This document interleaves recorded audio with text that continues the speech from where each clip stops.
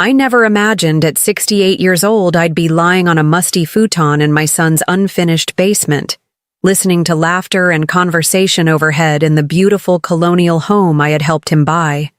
But there I was, staring at exposed pipes and cobwebs, wondering how my eldest child, the little boy I'd once nursed through countless fevers, could smile politely while his wife informed me that proper guest rooms were reserved for visitors who might advance their social standing. Before we jump back in, tell us where you're tuning in from, and if this story touches you, make sure you're subscribed because tomorrow I've saved something extra special for you. Let me start from the beginning. I've always believed that being a mother means supporting your children at every stage of life, not just when they're small. After my husband Robert passed away 7 years ago, I dedicated myself to being there for my 3 children whenever they needed me. James, my eldest, had always been the ambitious one, smart, determined, and focused on climbing the corporate ladder and presenting the perfect image to the world. When James married Vanessa 5 years ago, I was delighted. She seemed polished and well-mannered, if a bit reserved around me. Their wedding was an extravagant affair at a winery in Sonoma County, far more lavish than anything our family had ever done. I remember whispering to my younger son Michael that it must have cost a fortune. "Mom, don't worry about it," he assured me. "James says they've got it covered."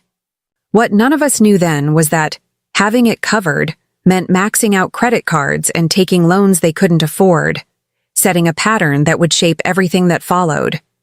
James and Vanessa settled in Oak Ridge Estates, an exclusive suburb filled with executives and professionals. Their 4-bedroom colonial with its manicured lawn and 3-car garage was beautiful, but I couldn't help wondering how they afforded it on James's middle management salary, even with Vanessa's income as a part-time event coordinator. My first visit after they moved in was pleasant enough. I was given the lovely guest room with the attached bath, and Vanessa seemed genuinely happy to show me around their new home. "We want this to be a gathering place for the whole family," she said, showing me the expansive deck and fire pit in the backyard. "James says you were always the heart of your home, and we want to create that same feeling." I was touched and spent the weekend helping them plant a vegetable garden and hanging family photos. When I left, James hugged me warmly. "Thanks for everything, Mom. We couldn't have done this without you." He didn't just mean the gardening. After Robert died, I had given each of my children a portion of their inheritance early. For James and Vanessa, it had been $40,000 toward their down payment. I wanted them to have stability, to build their lives without the financial worries that had sometimes burdened Robert and me in our early years. Over the next 2 years, my visits became less frequent. There always seemed to be some reason why. The timing wasn't ideal: renovations, Vanessa's parents visiting, important dinner parties with James's colleagues. When I did visit, I noticed subtle changes. The guest room I'd previously used was being converted to a home office. The vegetable garden we'd planted had been replaced with an ornamental landscape designed by a professional. "We're focusing on curb appeal," Vanessa explained. "In this neighborhood, appearances matter." During that time, my daughter Catherine had been struggling after her divorce. She and my young grandson Ethan had moved into a small apartment, and she was working 2 jobs to make ends meet. Without hesitation, I sold my 3-bedroom home in the suburbs, the house where I'd raised my children, and bought a small condo nearby so I could help with Ethan while Catherine rebuilt her life. "Mom, you didn't have to do that," Catherine had protested. "Family helps family," I replied simply. "Your father would have wanted me to be there for you." What I didn't share with my children was that the housing market had changed significantly. Selling the family home had brought less than I'd hoped, and between helping Catherine with some immediate expenses and buying the condo, my comfortable nest egg had dwindled considerably. I wasn't destitute by any means, but I needed to be careful with my remaining savings. It was around this time that my relationship with James and Vanessa began to change more noticeably. My calls often went to voicemail. Invitations became even rarer. When I did visit, conversations seemed strained, with Vanessa frequently steering discussions toward acquaintances whose children had bought vacation homes for their parents or set up generous trust funds. The Andersons just purchased a lovely winter condo in Arizona for Eleanor so she doesn't have to suffer through these cold months, she commented during one visit. Isn't that thoughtful? I told James that's the kind of children we want to raise, ones who take care of their parents properly. The irony wasn't lost on me, but I said nothing. My generation didn't believe in reminding our children of what we'd sacrificed for them. Then came the visit that changed everything. James called on a Wednesday evening, his voice uncharacteristically warm. Mom, Vanessa and I were thinking you should come stay this weekend. It's been too long, and the leaves are just starting to turn. Remember how you always loved the fall colors in our neighborhood? I was surprised but pleased. I'd love to, James. Are you sure this weekend works? I know how busy you both are. Absolutely. We insist. When I arrived that Friday, something felt different. James greeted me with a hug that seemed almost desperate in its intensity. Vanessa's smile was fixed, her eyes darting between her husband and me. We're so glad you could make it, she said, taking my small overnight bag. We have a few people coming for dinner tomorrow, some important connections for James's work. We thought it would be nice for you to meet them. That sounds lovely, I replied, waiting for one of them to show me to my room. After an awkward moment, James cleared his throat. So, Mom, we've had to make some changes around here. The guest room is now my home office, as you know, and the other spare room has become Vanessa's project space for her event planning. Oh? I said. Should I take the couch then? Vanessa laughed as if I'd said something amusing. Don't be silly, Eleanor. We wouldn't have you on the couch. We've set up a nice space for you in the basement. It's quite comfortable. My heart sank as James led me downstairs to the unfinished basement. A futon had been placed against one wall, with a small side table and lamp beside it. A folding screen partially concealed a toilet and sink in the corner. What James had once referred to as the emergency bathroom that lacked proper walls or privacy. I know it's not ideal, James said, not quite meeting my eyes. But it's just for 2 nights, and we'll be spending most of the time upstairs anyway. I set my bag down on the futon, feeling the chill from the concrete floor seep through my shoes. It's fine, James. I'm not here for the accommodations. That evening, dinner was a tense affair. Vanessa dominated the conversation with stories about their recent vacation to the Bahamas and plans for a kitchen renovation. When I mentioned Catherine's promotion at work, the subject was quickly changed. James, I said during a rare lull, how are things at the office? Still enjoying the new position? A shadow crossed his face. It's fine. Challenging, but fine. James is being modest, Vanessa interjected smoothly. He's being considered for another promotion. His boss practically guaranteed it at the last company event. Later, as I prepared for bed in the cold basement, I heard raised voices from upstairs. Though I couldn't make out the words, the tone was unmistakable. Vanessa was angry, and James was trying to placate her. I slept poorly, the futon thin and unyielding beneath me. Sometime around midnight, I heard footsteps on the stairs and pretended to be asleep as James stood in the doorway for a long moment before silently retreating. The next morning, I was awakened by more voices, unfamiliar ones. Making myself as presentable as possible in the tiny basement sink, I ventured upstairs to find 2 men in business attire sitting at the kitchen table with James. Papers were spread between them, and James's face was ashen. "Mom," he said, startled by my appearance. "I thought you were still asleep." "Good morning," I said, nodding to the visitors. "I hope I'm not interrupting." Preparing and narrating this story took us a lot of time, so if you are enjoying it, subscribe to our channel. It means a lot to us. Now back to the story. Not at all, Mrs. Westfield, said the older of the two men, rising to shake my hand. I'm Thomas Blackwood, and this is my associate, Mr. Chen. We were just discussing some financial matters with your son. There was something familiar about Mr. Blackwood, though I couldn't immediately place him. He had kind eyes that contrasted with his formal demeanor. Mom, why don't you help yourself to coffee? James suggested, clearly wanting me out of the room. Vanessa is at the grocery store getting things for tonight's dinner. She'll be back soon. I poured myself a cup and retreated to the back porch, respecting my son's privacy while wondering what kind of financial matters required a Saturday.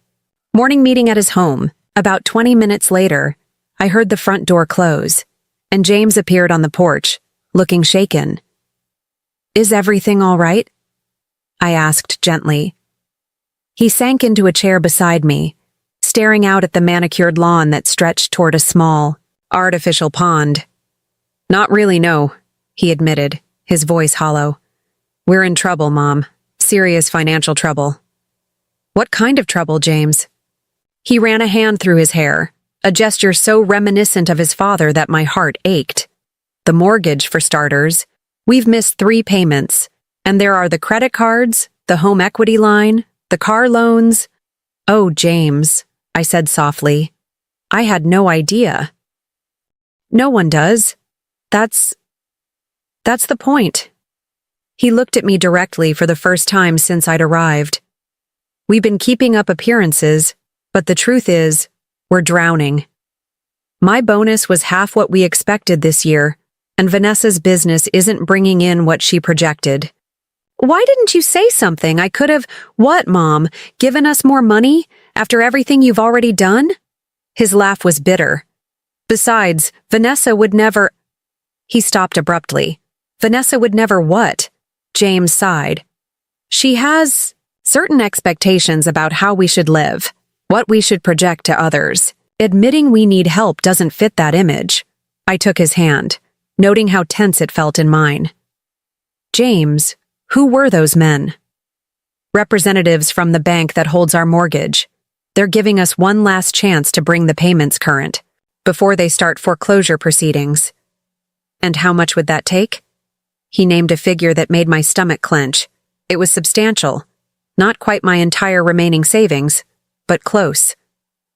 Before I could respond, we heard Vanessa's car in the driveway. James squeezed my hand. Please don't mention any of this to her. She doesn't know they were coming today. I'll figure something out. That afternoon, I excused myself to rest in the basement, but instead, I made a phone call. The conversation was brief but productive. Then I spent an hour on my tablet, researching and making notes, before finally lying down on the uncomfortable futon to collect my thoughts. By the time I returned upstairs, the house had been transformed for the evening's dinner party. Fresh flowers adorned every surface, candles waited to be lit, and delicious smells wafted from the kitchen where a catering team was hard at work. There you are, Vanessa said, looking elegant in a black cocktail dress. The guests will arrive in an hour. I've laid out some things in the downstairs bathroom you might want to use to freshen up. The things turned out to be a new blouse and costume jewelry, along with a note that read, "Please wear these instead of your travel clothes. V."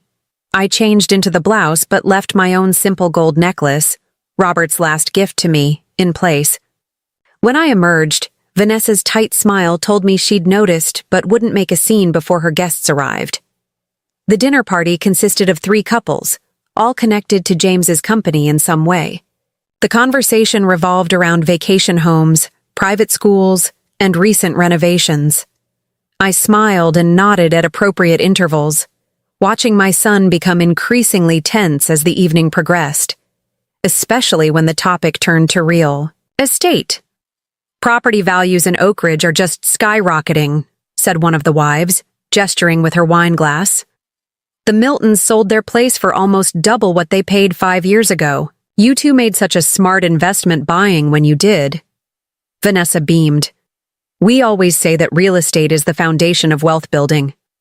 Speaking of real estate, I said, setting down my fork, I had the most interesting conversation today with Thomas Blackwood, such a distinguished gentleman.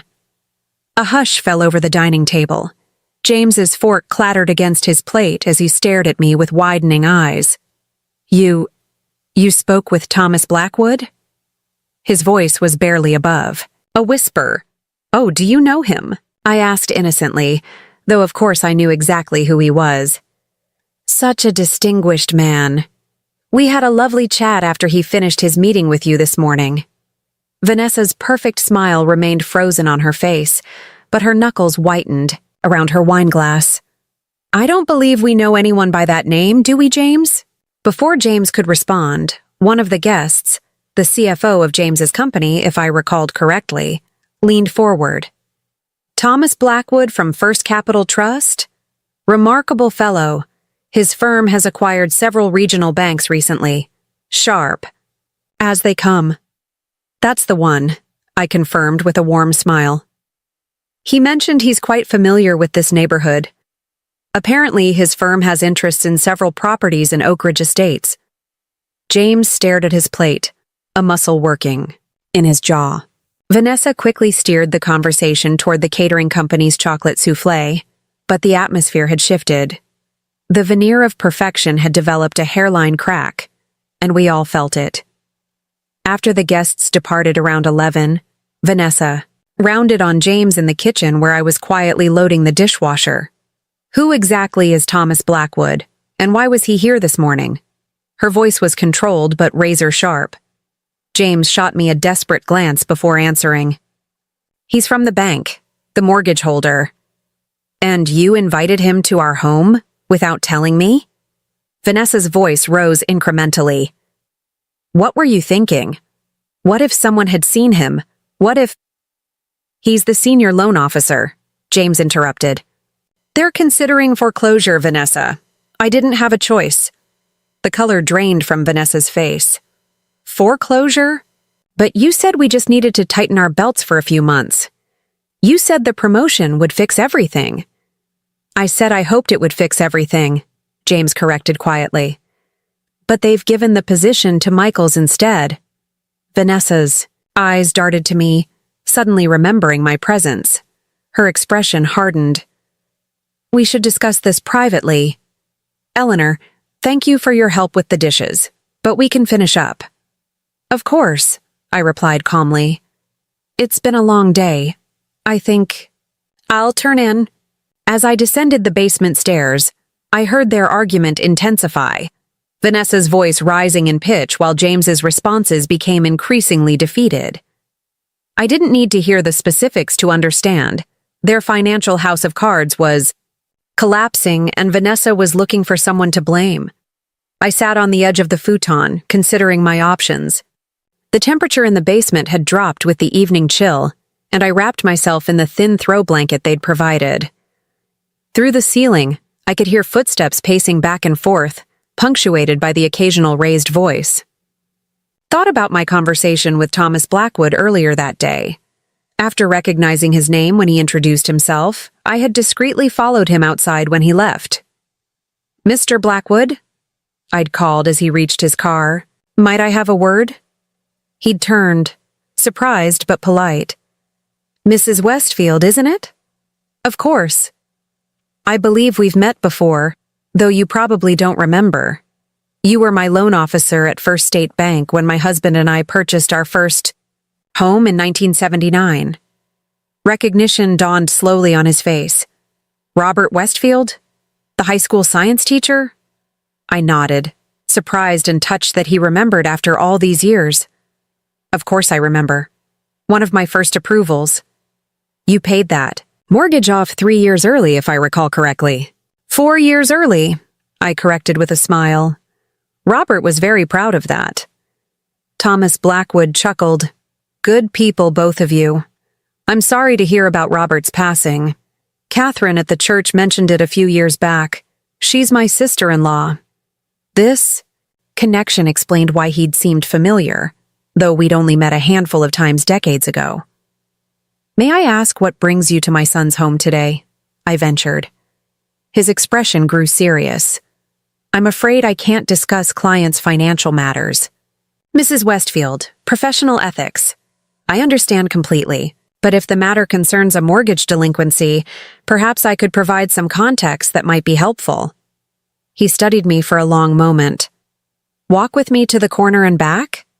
As we strolled slowly down the manicured sidewalk, I gave him a condensed version of my concerns, my son's apparent financial difficulties, the facade of prosperity, and my own limited but potentially helpful resources.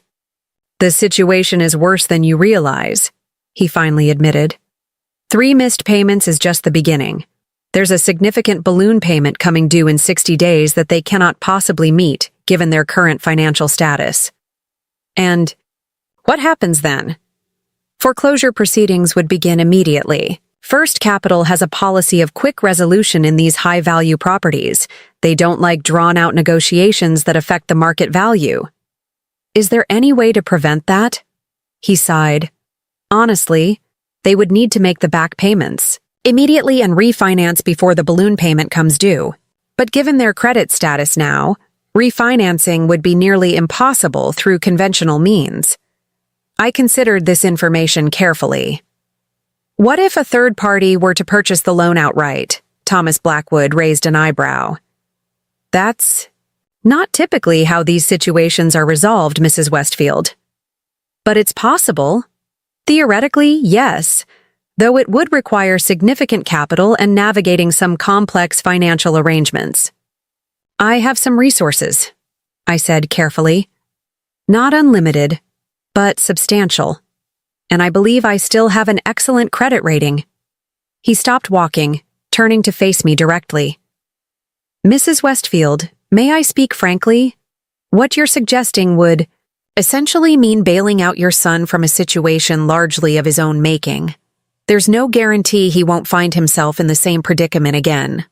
I'm aware of that risk, I acknowledged. But I'm not ready to see my son lose his home if there's something I can do to prevent it. After a thoughtful pause, Thomas reached into his pocket and handed me his business card. Call my office on Doha, Monday. I can't promise anything, but I'll look into possible arrangements. Now, sitting in the cold basement, I turned his card over in my fingers. The argument upstairs had reached a lull, replaced by the sound of a door slamming and then silence. The next morning, tension hung in the air like a physical presence. Vanessa remained upstairs while James puttered around the kitchen, making coffee and avoiding my eyes.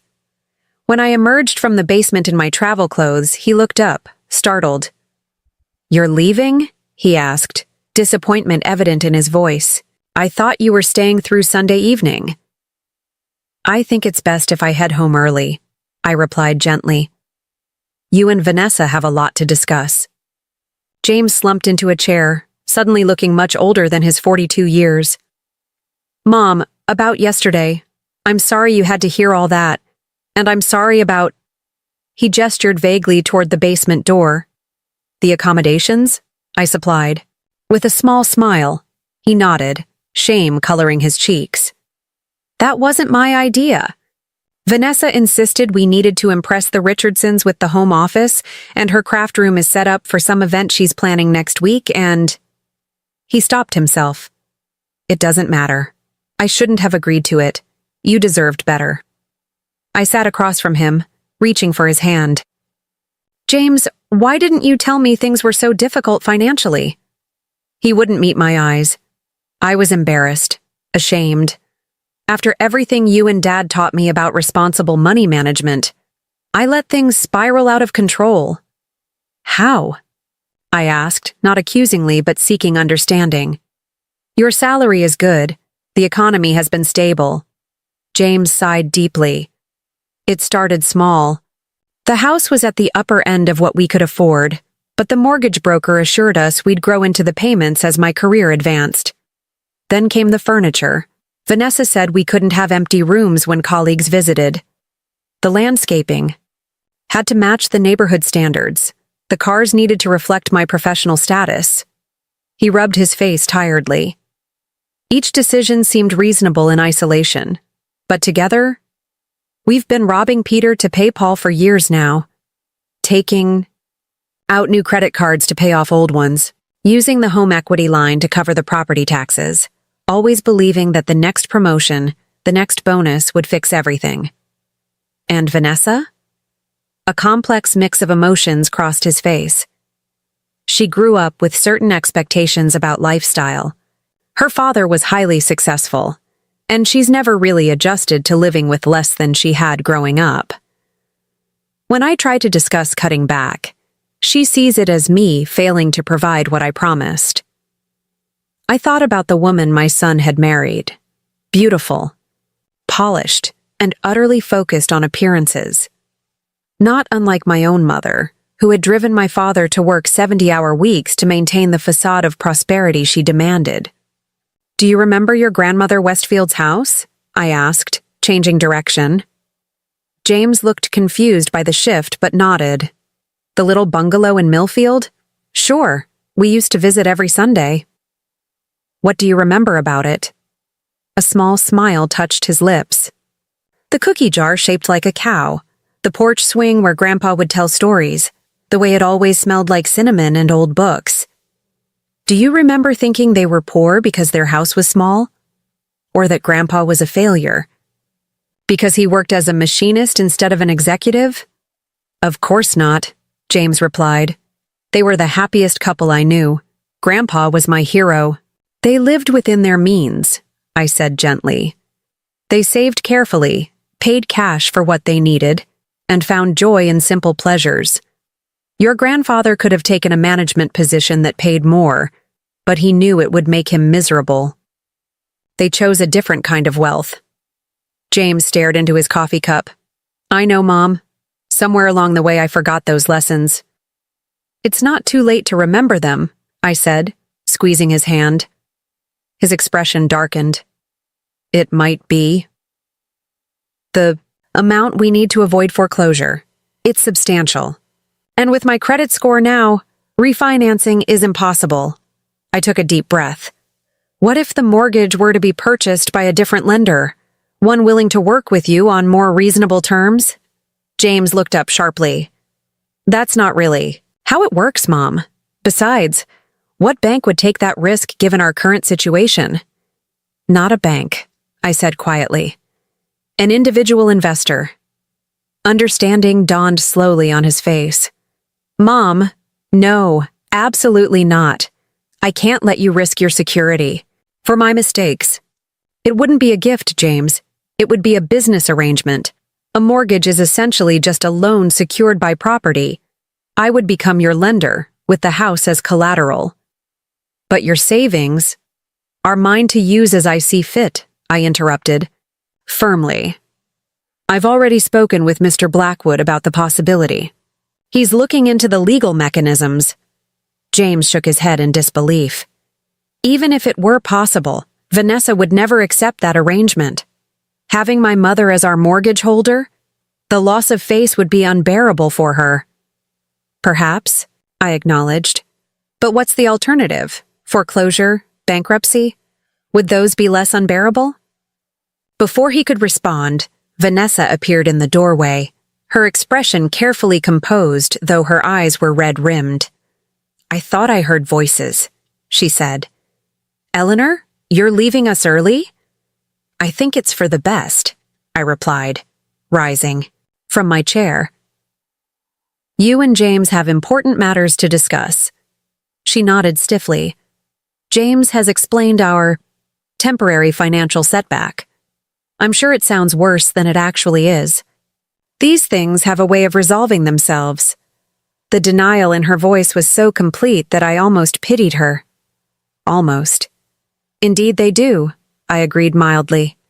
"Though sometimes resolution requires difficult choices." As James helped me carry my overnight bag to my car, he embraced me with unusual fervor. "I'm so sorry about everything, Mom. The way we've treated you, the basement." I should have stood up to Vanessa. "It's not about the basement, James," I told him, patting his cheek. "It's about remembering what truly matters. Call me tomorrow after you've had time to think." As I drove away, I glanced in my rearview mirror to see him standing in the driveway, looking lost in front of the imposing house that had become both his castle and his prison. I couldn't help but wonder if my intervention would save my son or simply postpone the inevitable reckoning. Either way, I knew that our relationship had reached a crossroads from which there would be no returning to comfortable illusions. The autumn rain followed me all the way home to my small condo, matching my contemplative mood. As I unpacked my barely used overnight bag, I kept thinking about James's face. The shame, the fear, the desperation barely concealed beneath his polished exterior. I picked up a framed photo of my late husband that sat on my nightstand. "What would you do, Robert?" I whispered, tracing his kind face with my fingertip. Robert had always been the more indulgent parent, quick to help our children out of scrapes, but he also believed in natural consequences and learning from mistakes. My phone rang, interrupting my thoughts. It was my daughter, Catherine. "Mom? You're home already? I thought you were at James's until tomorrow evening." "Plans changed," I said simply. "How are you and Ethan doing?" "We're fine, but never mind us. What happened?" Catherine had always been perceptive, especially when it came to family dynamics. I sighed, settling into my favorite armchair. Let's just say the welcome wasn't quite what I'd expected. Did Vanessa pull something again? I swear that woman... It's complicated, I interrupted, not wanting to drive a further wedge between my children. James is going through some difficulties right now. "Financial difficulties, you mean?" Catherine said bluntly. "Michael told me James called him last month asking for a short-term loan of $20,000. This was news to me. Michael, my youngest, was a high school teacher like his father had been. Certainly not in a position to lend that kind of money. Did Michael give it to him? Catherine snorted. On a teacher's salary? Of course not. He told James he had his own family to support, which is true. James apparently got pretty upset, accused Michael of not caring about family. The irony was painful. I see. Mom, what's really going on? You sound upset. I hesitated, reluctant to betray James's confidence, but needing someone to talk through my options with. Catherine had inherited her father's practical nature and clear thinking. They're in serious financial trouble, I finally admitted. The house, the cars, credit cards. They've been living far beyond their means for years. Now they're facing foreclosure. Let me guess, Catherine said dryly. Vanessa still managed to have you sleep in some uncomfortable spare room while they hosted fancy dinner parties? I winced. The basement, actually. On a futon. The silence on the other end was thunderous. Catherine. No, Mom. That's unacceptable. After everything you've done for them, the money for their down payment, the furniture you gave them when they moved in, and they put you in the basement like some unwanted relative? I couldn't argue with her assessment, though part of me still wanted to make excuses for my eldest. James was embarrassed about it.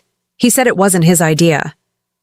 Of course it wasn't, Catherine said sharply. He just went along with it, like he goes along with everything Vanessa wants. That's James's problem. He spent so long trying to maintain this perfect image that he's lost sight of what actually matters. Her words echoed my own thoughts so closely that I found myself tearing up.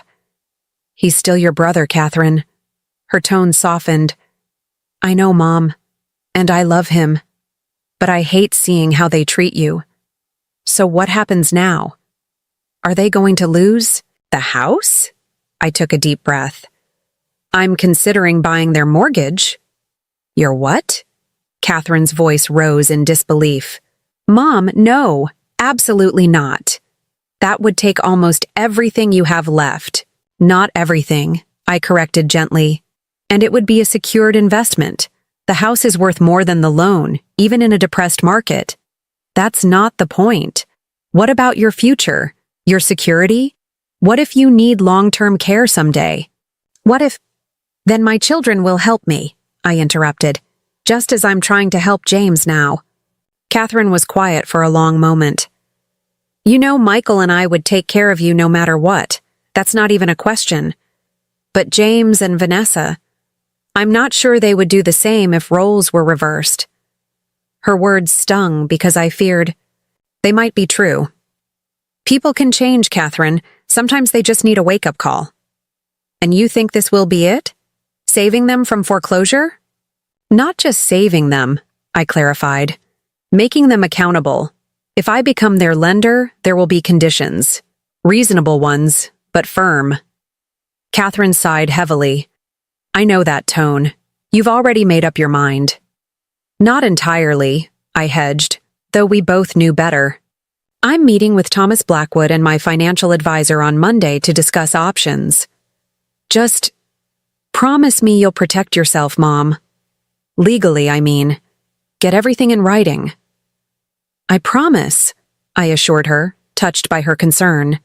After we hung up, I spent the evening making notes, researching mortgage transfers and private lending terms. By the time I went to bed, I had a clear outline of what I wanted to propose. Monday morning found me in the tastefully appointed conference room of First Capital Trust, sitting across from Thomas Blackwood and his associate, with my own financial advisor, Sarah Chen, beside me. Mrs. Westfield, I've reviewed the situation thoroughly, Thomas began. And while unconventional, your proposal is feasible. First Capital would be willing to sell your son's mortgage to you at the current payoff amount. Which is? I asked, though I'd already calculated an approximate figure. He named an amount that made Sarah shift uncomfortably beside me. It was substantial, representing about 70% of my remaining assets. And the process? I asked, keeping my voice steady. Relatively straightforward. You would essentially be purchasing the debt, becoming the lender of record. Your son and daughter-in-law would make their mortgage payments directly to you, or to a servicing company of your choice. Sarah cleared her throat. My concern, Eleanor, is that this would concentrate a very large percentage of your assets in a single, relatively illiquid investment with borrowers who have already demonstrated payment issues. That's a valid concern, Thomas acknowledged, which is why I would strongly recommend formal documentation of the terms, including consequences for missed payments. I nodded. I've given that considerable thought. I've drafted some proposed terms I'd like your opinion on. I slid a folder across the table. Thomas reviewed the contents, his eyebrows rising slightly. These are quite comprehensive, Mrs. Westfield. I was a school librarian for 40 years, Mr. Blackwood. I appreciate clear organization and expectations. A ghost of a smile touched his lips. Indeed. Well, from a first review, these seem reasonable and legally enforceable. Essentially, you're offering a lower interest rate and extended amortization in exchange for financial transparency, mandatory financial counseling, and certain lifestyle adjustments. Plus the right to review their household budget quarterly, I added. Sarah still looked concerned. Eleanor, have you discussed these terms with James and Vanessa? Will they agree to what amounts to significant oversight of their personal finances? Not yet, I admitted. I wanted to ensure the arrangement was possible before presenting it to them. And if they refuse? Thomas asked carefully. I met his gaze steadily.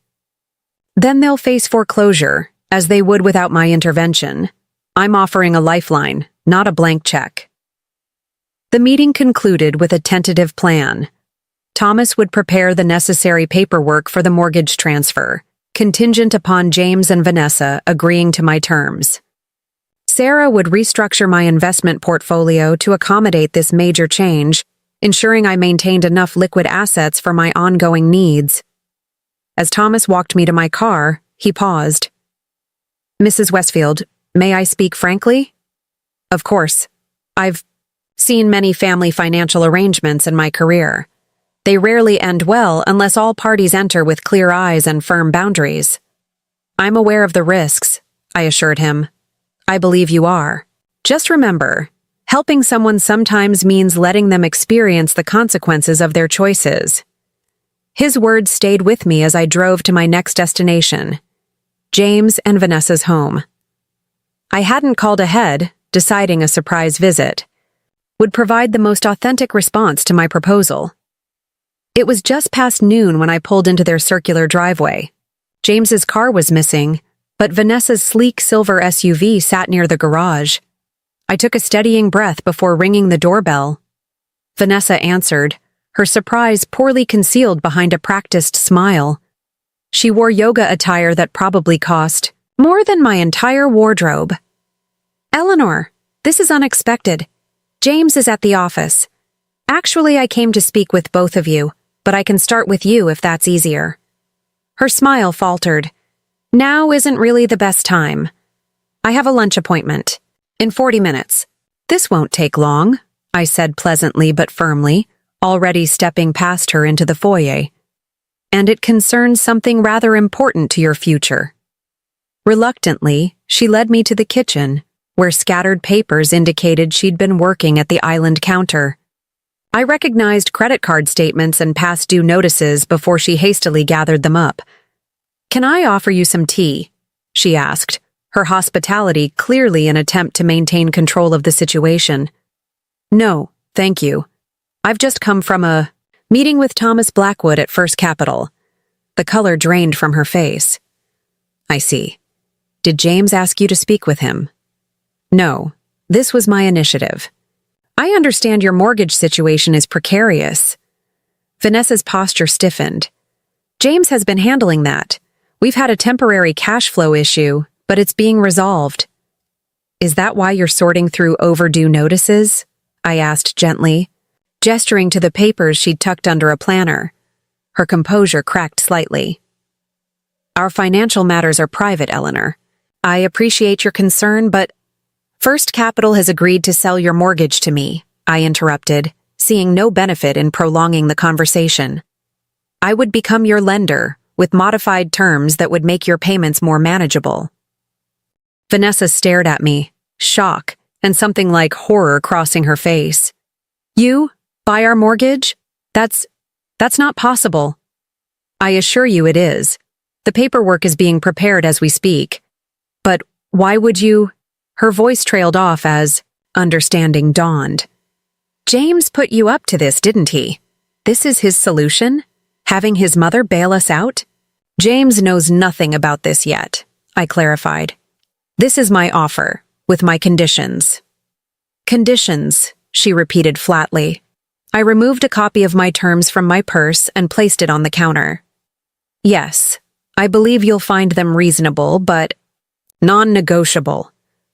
Vanessa glanced at the paper without touching it, as if it might bite. "I need to discuss this with James." "Of course.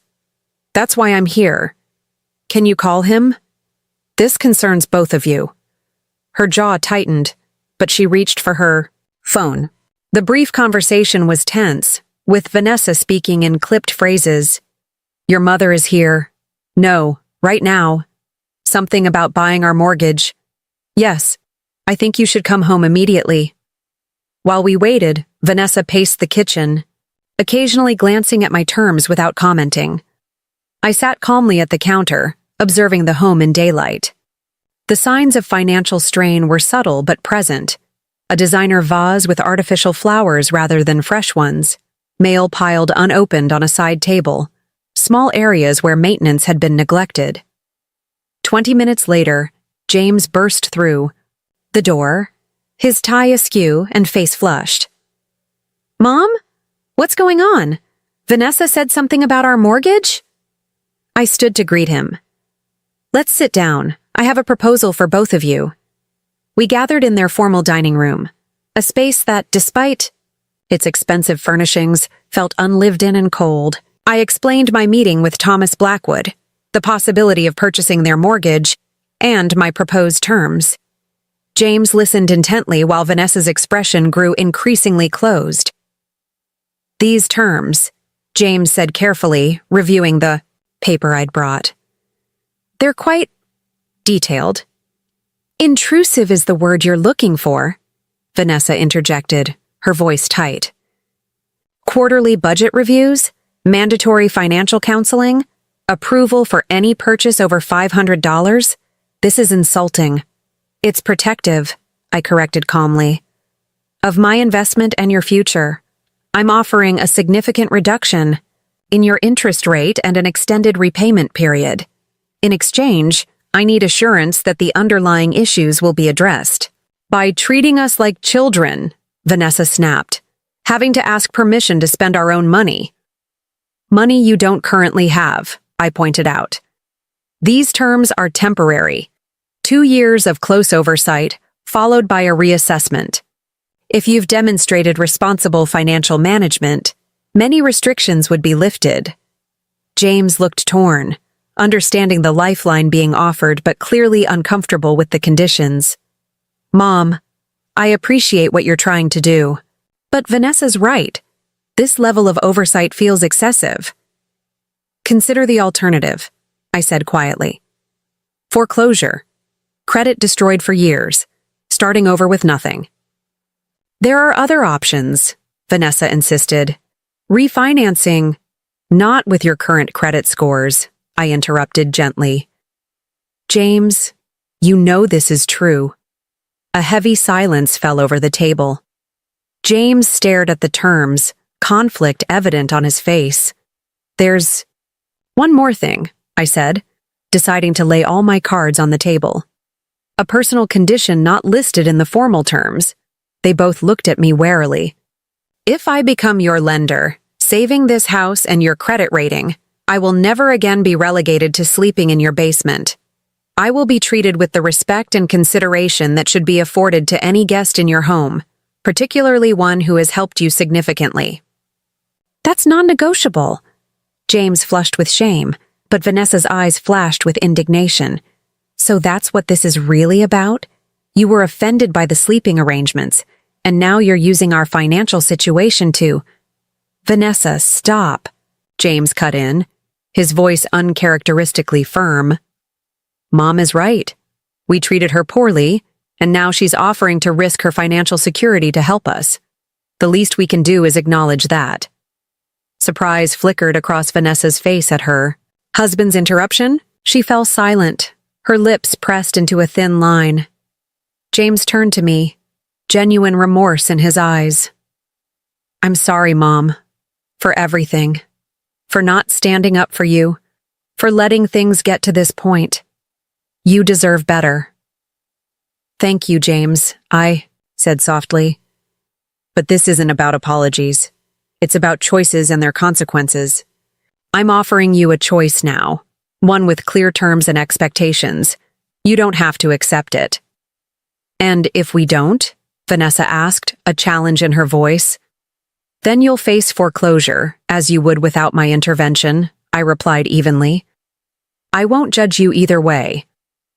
But I won't continue to enable financial patterns that are destroying your future and your marriage. The word marriage landed like a stone in still water, sending visible ripples of discomfort between them. I hadn't meant to address it so directly, but the tension between them had been palpable since I arrived. We need time to discuss this, James said finally. Of course, I agreed, rising from my chair. Thomas Blackwood needs your decision by Friday. That gives you 3 days. As James walked me to the door, he paused in the foyer, lowering his voice.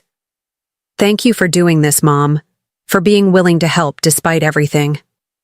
I love you, James. That doesn't change even when I disagree with your choices. And if we accept your terms? What then? I squeezed his arm gently. Then we start rebuilding. Your finances, your future, and perhaps our relationship too. As I drove away, I caught sight of them in my rearview mirror, standing in the doorway of their beautiful home, a home they might lose or might save, depending on choices they had yet to make. Whatever they decided, I knew our family would never be quite the same again. And perhaps, I thought as the grand houses of Oak Ridge Estates receded behind me, that wasn't entirely a bad thing. Thursday afternoon, 3 days after presenting my proposal. I was tending to my small balcony garden when my phone rang. James's name flashed on the screen, sending a flutter of nerves through my stomach. Tomorrow was the deadline for their decision. "Hello, James," I answered, trying to keep my voice neutral. "Mom." His voice sounded strained, exhausted. "Can we meet today? Vanessa and we've made our decision." I brushed soil from my gardening gloves. "Of course. Would you like me to come to you?" "No," he said quickly. "Not the house. Could we meet at Riverside Park? Near the old boathouse? Around 4? The request surprised me. Riverside Park held special significance for our family. It was where Robert had taught the children to fish, where we'd celebrated birthdays with simple picnics, where James had proposed to his first girlfriend, who had gently declined, much to his teenage heartbreak. "I'll be there," I promised. The autumn afternoon was crisp and golden as I walked along the familiar path to the boathouse. Fallen leaves crunched beneath my feet, their earthy scent mingling with the river's dampness. I spotted James sitting, alone on a bench overlooking the water, his shoulders hunched against the gentle breeze. He looked up as I approached, offering a tired smile that didn't reach his eyes. I noticed he wore old jeans and a faded flannel shirt, weekend clothes I hadn't seen him in for years, so different from his usual carefully pressed business attire. "No Vanessa?" I asked, settling beside him. He shook his head. "She's meeting with her parents. They're part of this conversation, actually." He hesitated, picking at a loose thread on his cuff. "Mom, before I tell you our decision, I need to explain some things." I waited silently, giving him space to find his words. "After you left on Monday, Vanessa and I had the biggest fight of our marriage. She was furious about your terms, said they were controlling and humiliating." He gave a hollow laugh. The irony of that accusation wasn't lost on me. "And what did you think?" I asked carefully. "I thought they were fair," he admitted. "Strict, but fair. The kind of structure we clearly need." He tossed a small stone into the water, watching the ripples spread. That realization led to a longer, harder conversation about how we got here. A family of ducks paddled past, the mother leading 4 nearly grown ducklings in a perfect line. James watched them, seeming to gather his thoughts. "You asked me once why we didn't tell you about our financial troubles. I said it was shame, which was partly true. But it was also because admitting it to you meant admitting it to myself." His voice grew quieter.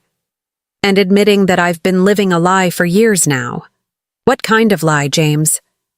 He turned to face me fully. "The lie that I'm happy, that this life Vanessa and I created, the house, the cars, the country club membership, all of it, is what I actually want." The admission hung in the air between us, as significant as it was unexpected. "When did you realize this?" I asked gently. "I think I've known for a while, but seeing you sleeping in that basement..." He winced at the memory. "Something broke in me, Mom. The way we treated you, the woman who gave me everything, who helped us buy that house in the first place. It made me see what I've become. What we've become."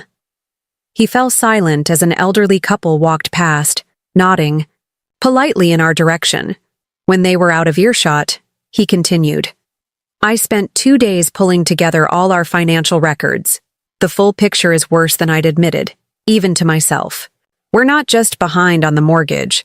We have over $70,000 in credit card debt. Both cars are financed at ridiculous interest rates.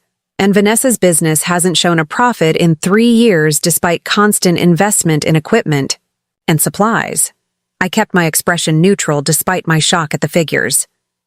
"And Vanessa? How did she respond to this accounting?"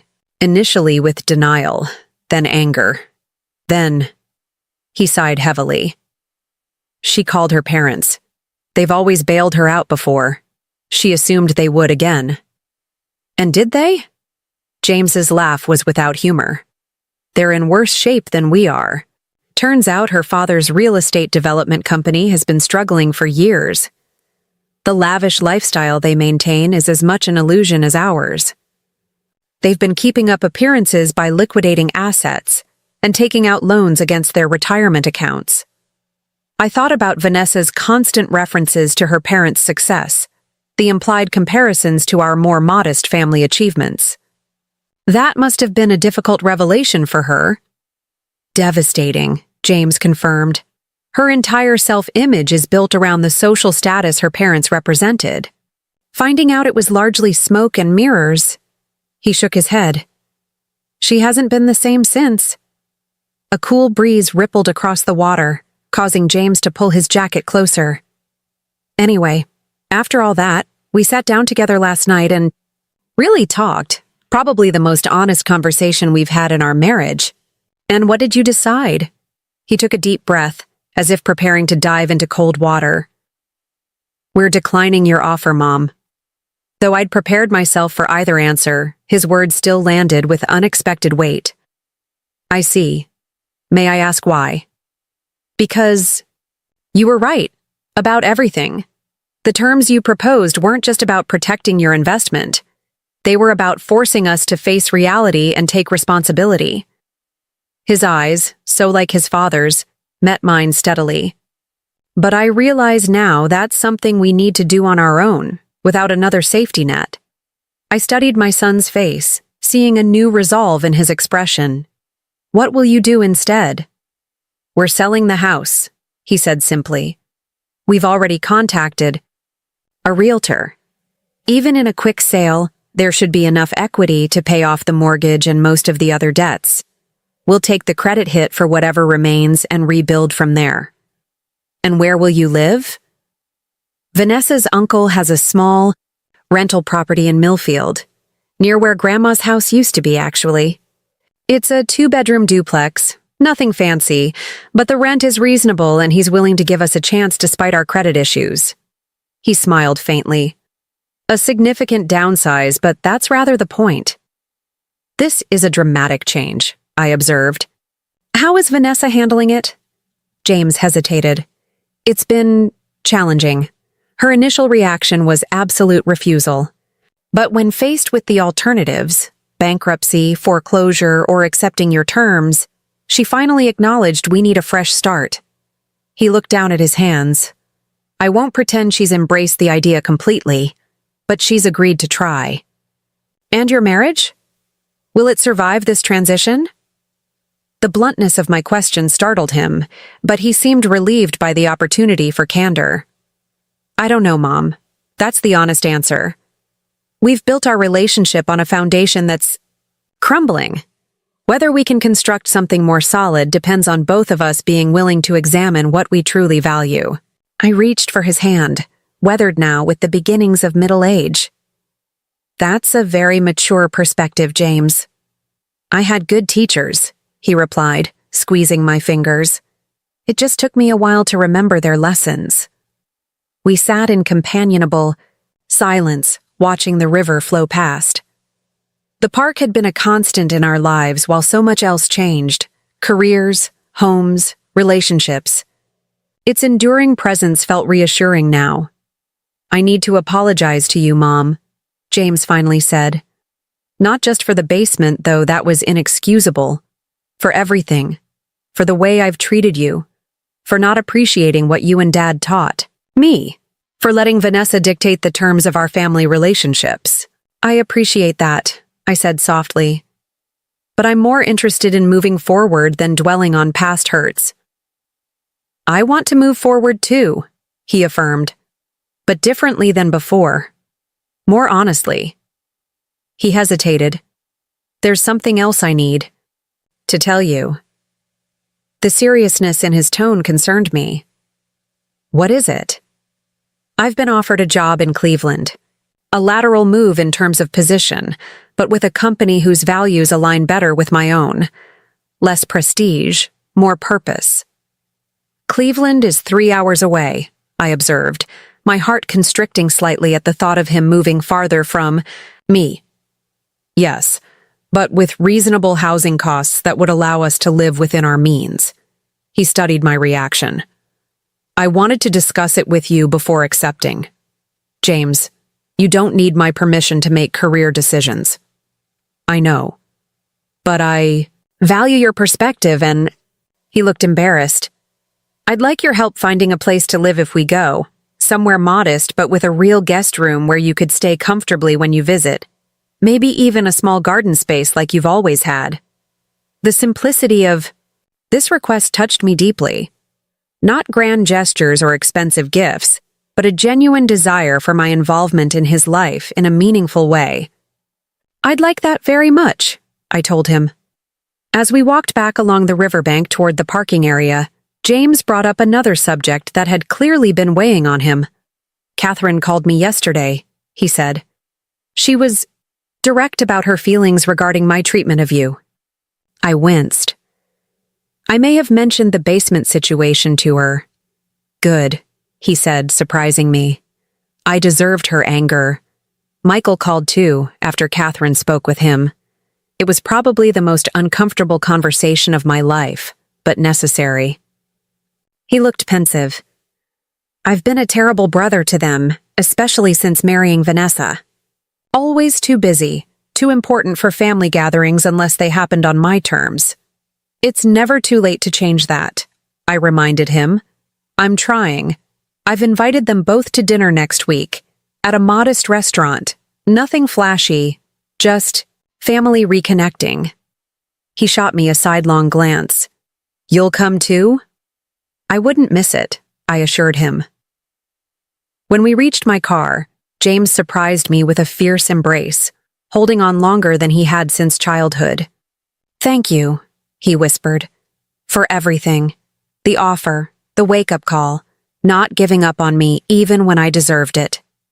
I'm your mother, I said simply. That doesn't change, even when you make mistakes. As I drove home, my emotions were complex. Relief that James had found clarity, disappointment that he'd declined my offer, hope for his future, uncertainty about whether Vanessa would truly embrace their new direction. Above all, I felt a tentative optimism that our relationship might recover what had been lost. The following Tuesday evening found me seated at a corner table in Vincenzo's, a family-owned Italian restaurant that had been a favorite of ours when the children were growing up. No white tablecloths or sommelier here, just hearty food, reasonable prices, and the comfort of familiar surroundings.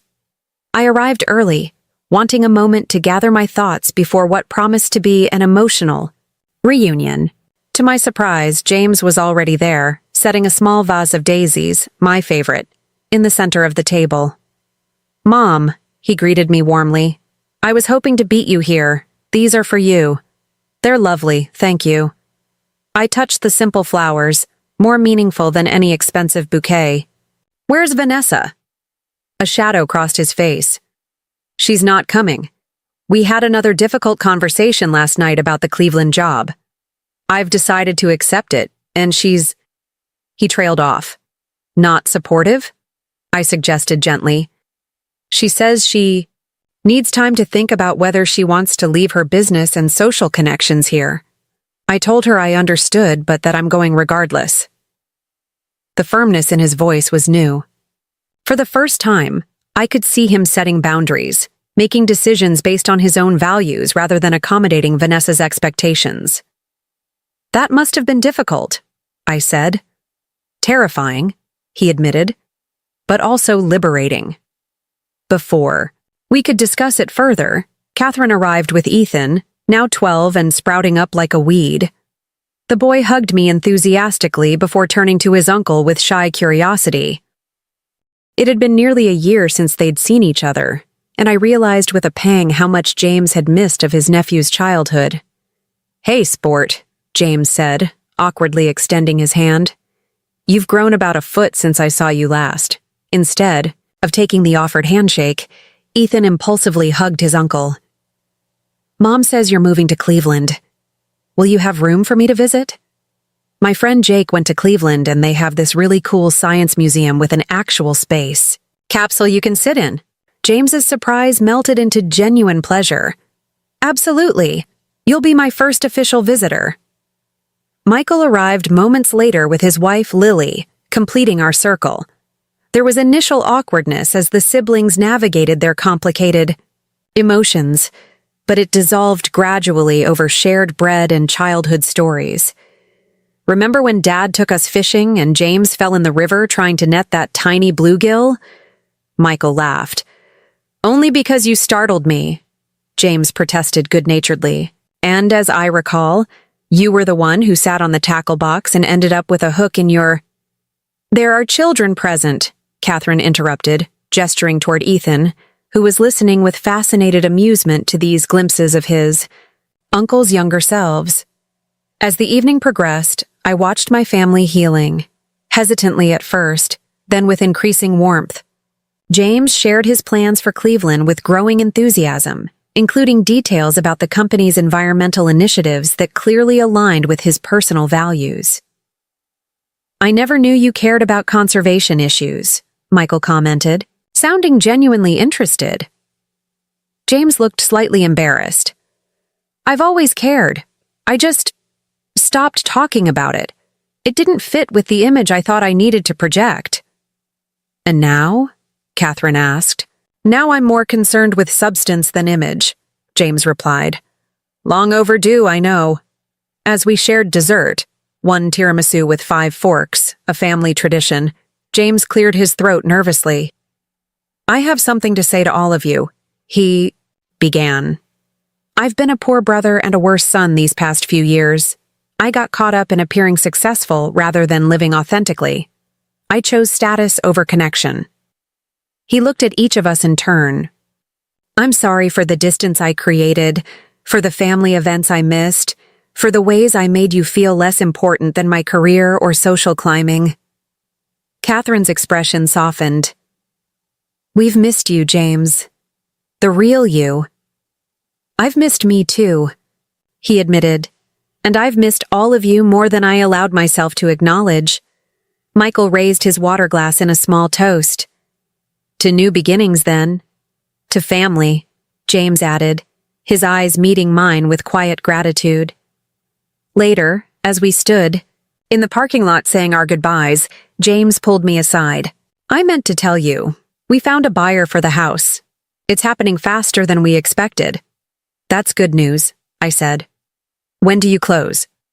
3 weeks. We're packing now, separating what we need from what we were just accumulating. His smile was rueful. It's a sobering process. And Vanessa?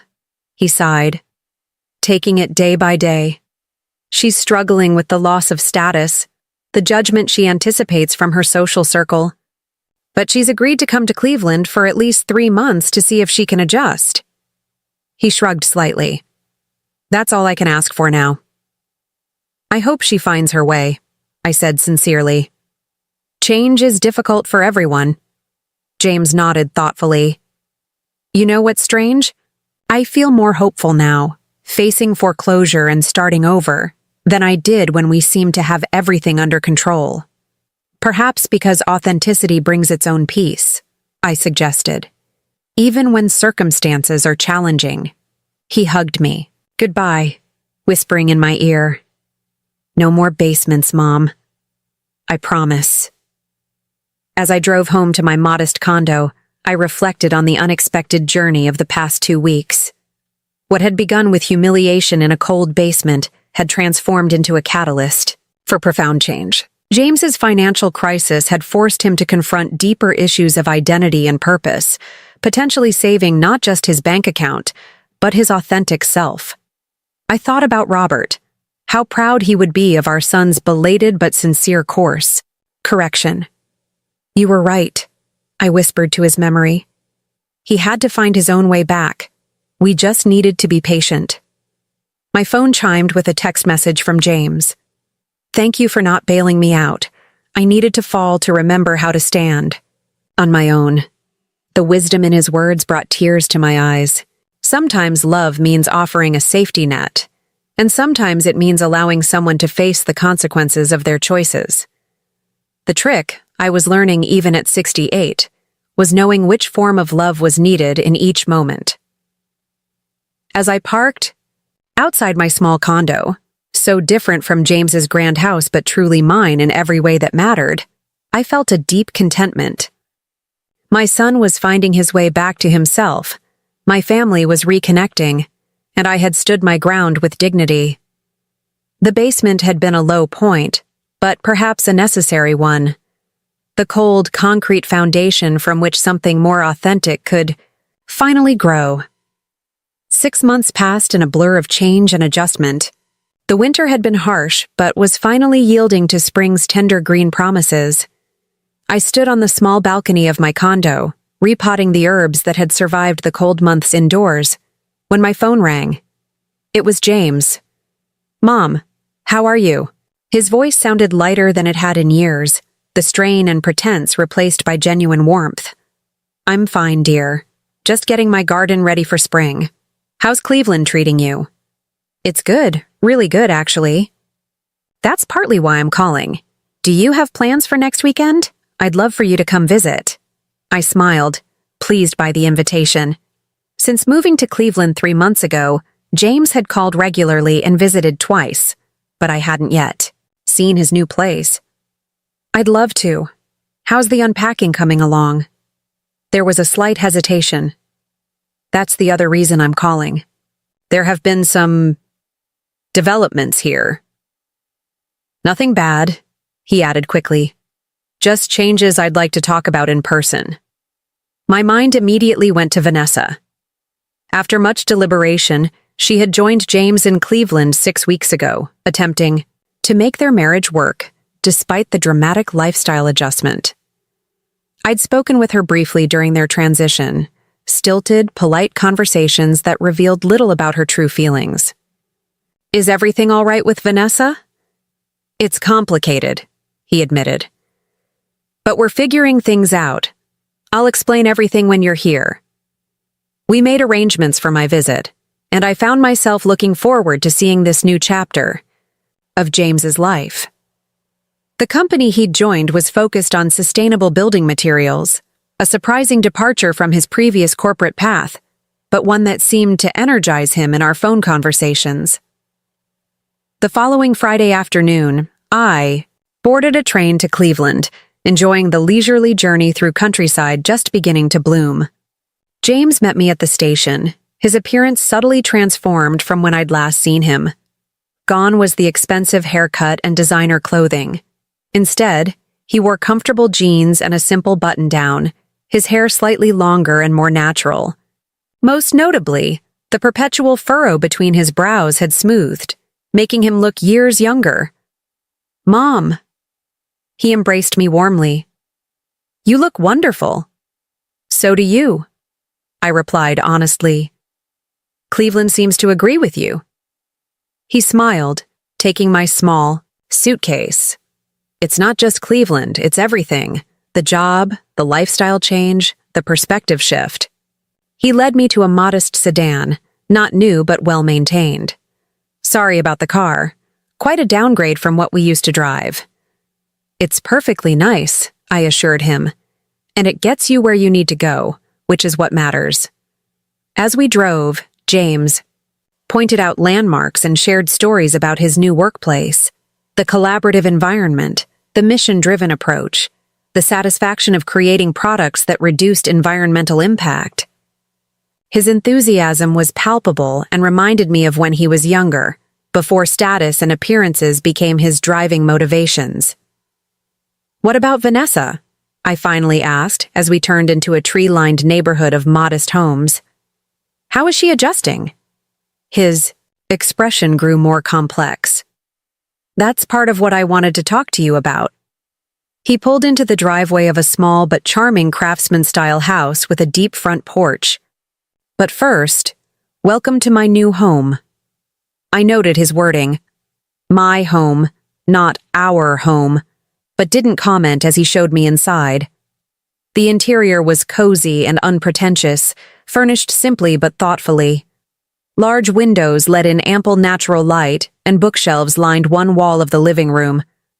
Most surprisingly, family photos were prominently displayed, pictures of all of us together during happier times, images I hadn't seen in Vanessa's carefully curated decor schemes. "This is lovely, James," I said, genuinely impressed by the warm, inviting space. It's a work in progress, he replied, seeming pleased by my reaction. Come on, let me show you to your room. He led me upstairs to a small but comfortable guest bedroom, painted a soft blue with crisp white trim.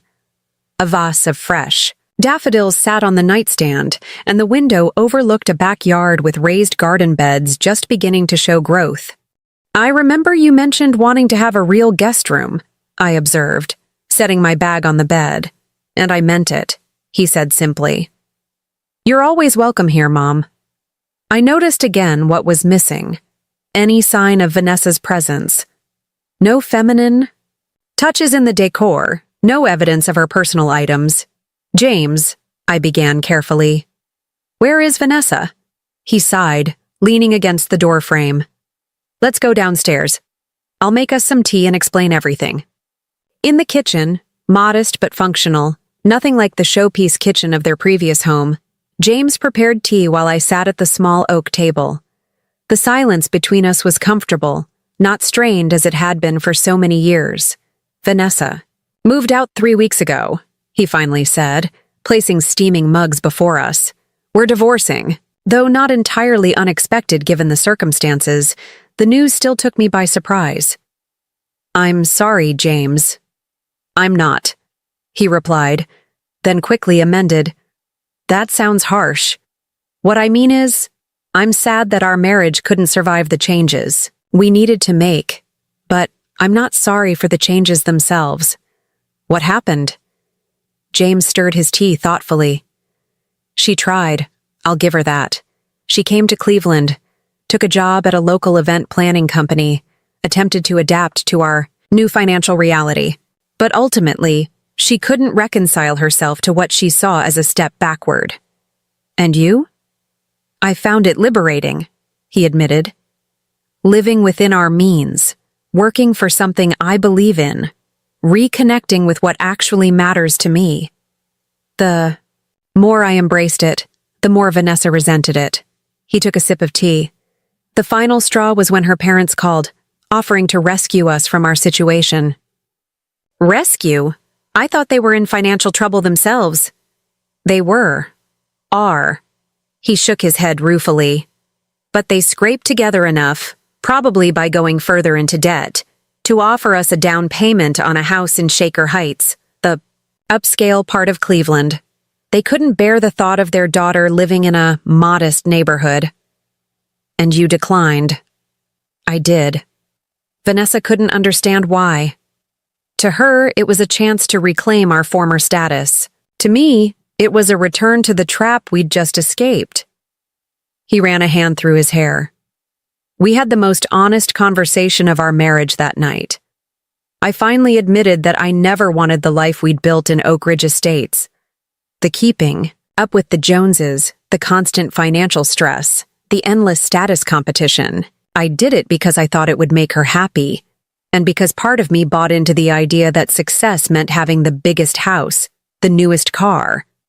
And Vanessa. She admitted she couldn't be happy without those external validations, that her self-worth has always been tied to appearances, to what others think. His eyes met mine, clear and direct. We realized we want fundamentally different things from life. No amount of compromise could bridge that gap. I reached across the table to squeeze his hand. I'm sorry it ended this way, but I'm proud of you for being honest with yourself and with her. The strange thing is, it's probably the healthiest interaction we've ever had. No manipulation, no passive-aggressive jabs, just raw honesty. He smiled sadly. We're handling the divorce amicably. No contest, clean break, minimal assets to divide since we'd liquidated almost everything anyway. I studied my son, the new lines around his eyes that spoke of difficulty, but also the easier set of his shoulders, the genuine quality of his smile. And how are you, really? Lighter, he said after a moment's reflection. Sad sometimes, relieved other times. Mostly I feel like I'm becoming myself again, or maybe becoming myself for the first time. He glanced around the kitchen, then back to me. I know this place is nothing like what you saw me living in before, but it feels like a home, I finished for him. Your home. His smile was worth every difficult moment of the past several months. Exactly. After dinner, a simple but delicious pasta dish. James prepared himself, another surprising development. We sat on the front porch with glasses of lemonade, watching fireflies begin to appear in the gathering dusk.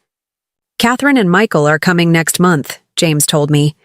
Michael's bringing the kids to see the science museum Ethan was so excited about.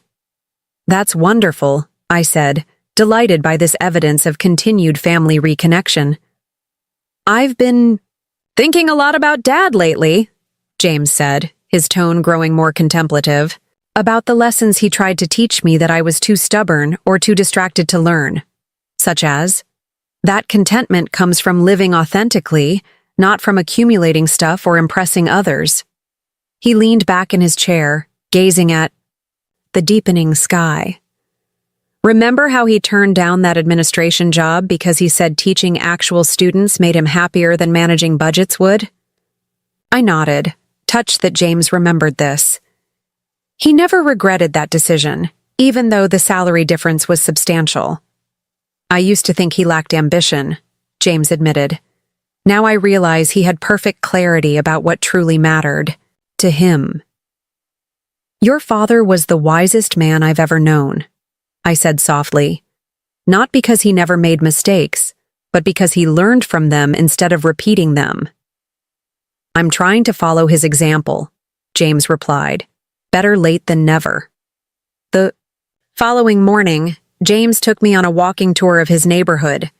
Unlike the sterile perfection of Oak Ridge Estates, this area hummed with genuine community life, people chatting on porches, children riding bikes on sidewalks, a small farmer's market in the nearby park.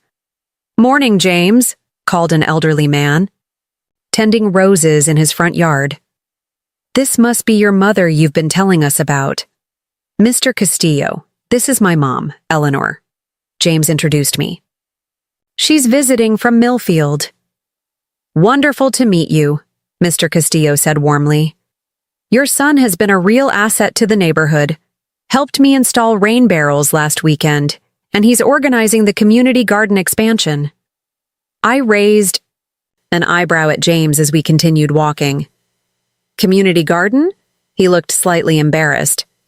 "It's just a vacant lot we're converting. The company encourages community involvement, and I've always enjoyed gardening. Remember how I used to help you with the vegetables when I was young?" "I remember," I said, touched that he recalled those simple pleasures we'd once shared. "I just didn't realize you were still interested in it." "I rediscovered a lot of old interests once I stopped trying to impress people who didn't actually care about me," he replied wryly. At the farmer's market, James greeted vendors by name, introduced me to neighbors, and selected fresh produce with knowledgeable care. I watched him interact with this community he'd joined so recently, struck by how much more genuine these connections seemed than the superficial networking he'd prioritized in his previous life. "You seem at home here," I observed as we sat on a park bench, sharing a bag of freshly picked cherries. "I am," he confirmed. "More than I ever felt in Oak Ridge Estates." "And work? Is it fulfilling what you hoped?" His face lit up. "Beyond what I hoped. We're developing building materials from agricultural waste, things farmers would normally burn or discard. It's challenging work, but deeply satisfying." He popped a cherry into his mouth, considering his next words. "Actually, there's something else I wanted to tell you about that front." "Oh?" "I've been offered a leadership role in a new initiative, establishing community-based manufacturing hubs in economically disadvantaged areas. It would mean more responsibility, some travel, but also the chance to create meaningful employment in places that need it." "That sounds perfect for you," I said sincerely. "The salary is modest by my old standards," he acknowledged, "but more than adequate for my needs now, and the purpose behind it." He shook his head, eyes bright with enthusiasm. "It matters, Mom. It actually matters." Impulsively, I reached out to hug him. "I'm so proud of you, James. Not because of a job title or salary, but because you're following your heart. That evening, we cooked dinner together, a simple pleasure we hadn't shared in years.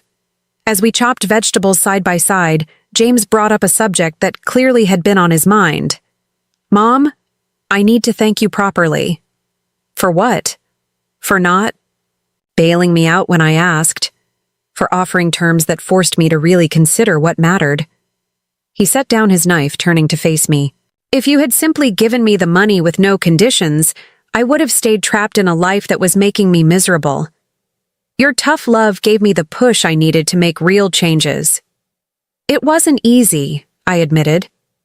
"Every instinct told me to protect you from consequences, to make things easier for you. But I remembered something your father used to say. That struggle builds character if we let it," James finished. "I know. I've been thinking about that a lot lately." After dinner, James brought out a small box and placed it on the table between us. "I have something for you." "You didn't need to get me anything," I protested. "It's not exactly a gift," he clarified. "More like a return." Curious, I opened the box to find a set of keys. "What are these for?" "Your new condo," he said simply, "or rather, your original condo." I stared at him, not comprehending. "What do you mean?" "When I sold the house in Oak Ridge Estates, there was more equity than expected. After paying off the mortgage and other debts, I had some funds remaining." His eyes held mine steadily. "I used it to pay off your condo mortgage." Stunned, I tried to process his words. "James, I don't understand. That money could have gone toward a more expensive house here? More stuff I don't need? Another attempt to impress people who don't care about me?" He shook his head firmly. "No.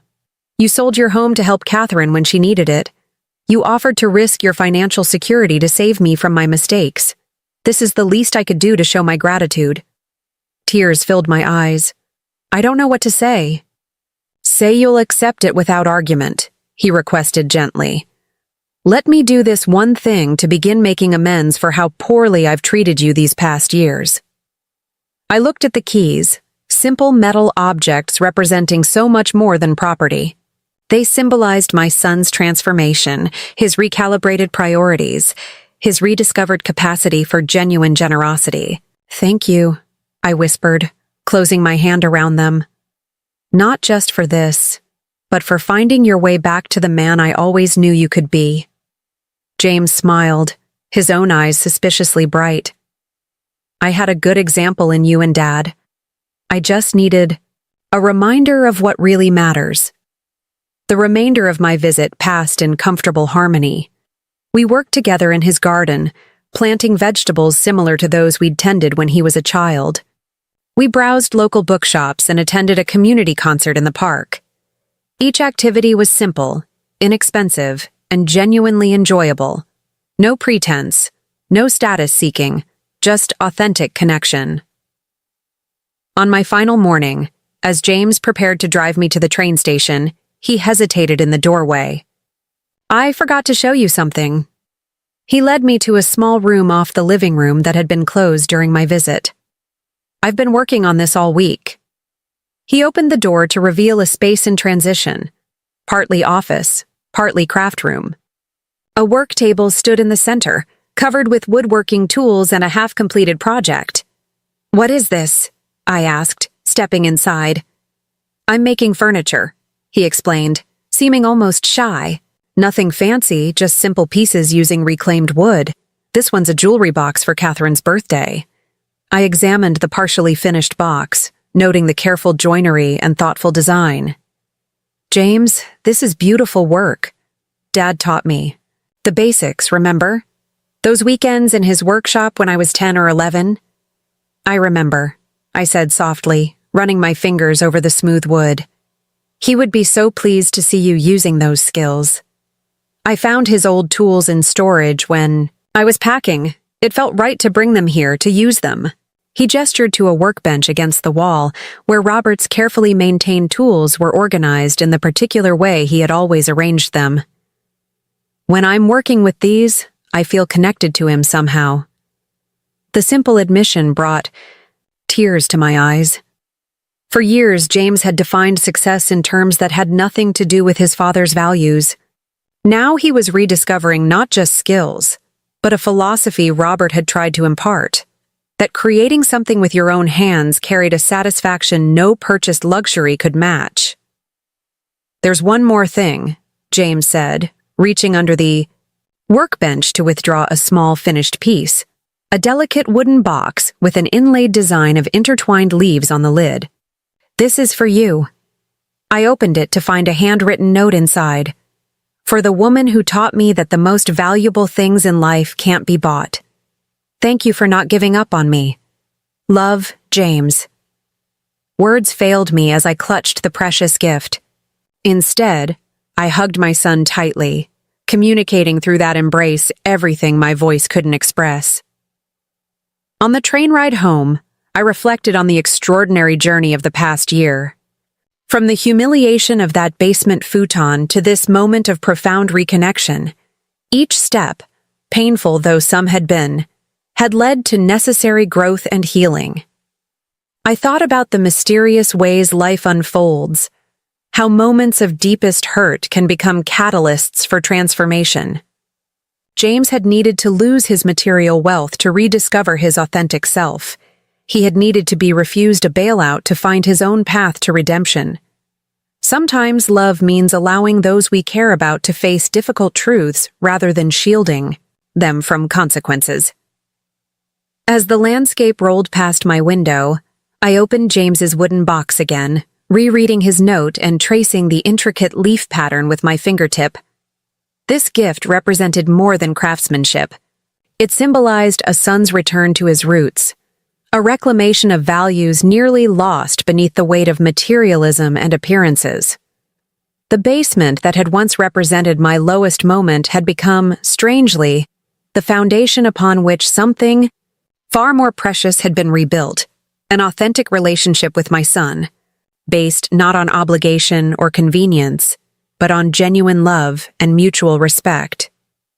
I closed the box gently, smiling at the memory of James in his modest home, surrounded by evidence of what truly mattered: family photos, his father's tools, connections to a real community, purposeful work. He had lost a house but found a home. He had surrendered status but gained authenticity. And I, in that painful moment on a basement futon, had found the courage to offer the hardest kind of love, the kind that refuses to enable self-destruction, that stands firm when compassion demands difficult boundaries. The train rounded a bend, catching the late afternoon sunlight in a brilliant flash that momentarily transformed the ordinary landscape into something magical. In that illuminated moment, I felt a profound gratitude for second chances, for the possibility of renewal that remains available to us at every age and stage of life. James had found his way home, not to a place, but to himself. And in doing so, he had given me the most precious gift a mother could receive: the joy of seeing her child finally become the person they were always meant to be. Up next, you've got 2 more standout stories right on your screen. If this one hits the mark, you won't want to pass these up. Just click and check them out. And don't forget to subscribe and turn on the notification bell so you don't miss any upload from us.